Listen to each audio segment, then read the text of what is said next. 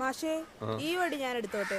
നിനക്കെന്തിനാണ് ഈ വടി? മാഷൊക്കെ മരിച്ചു കഴിഞ്ഞാ ആരാ നിങ്ങളുടെ സെമിത്തേരിയാണെന്ന് കല്ലറ കണ്ടുപിടിക്കാം.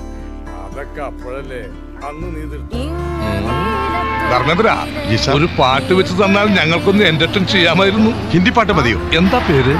Sweet name. കേട്ടോ പറ്റി. ലാംഗ്വേജ് എന്തായാലും എനിക്ക് പ്രശ്നമല്ല.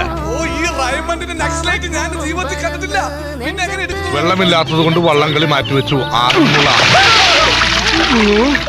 ഇയാളെന്ത് പണിയാണ് കാണിക്കുന്നത്? തന്നെ കൂടെ തോന്നുള്ളൂ. I also fail of you. രണ്ടാമത് സോറി സാർ. എന്നൊക്കെ സോപ്പ് കൊടുത്തേക്കണോ? എന്ത് സോപ്പാണ് സാർ?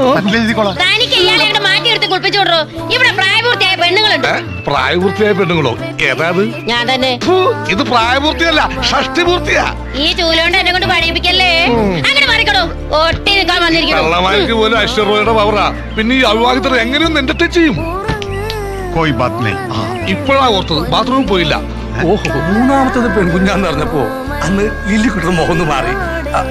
അപ്പൊ ഞാൻ ചോദിച്ചു, പെൺകുഞ്ഞായില്ല, ഇന്ദിരാഗാന്ധി പെണ്ണല്ലേ, മാർഗരറ്റ് താച്ചർ പെണ്ണല്ലേ, നമ്മുടെ ഗൗരിയമ്മ പെണ്ണല്ലേ?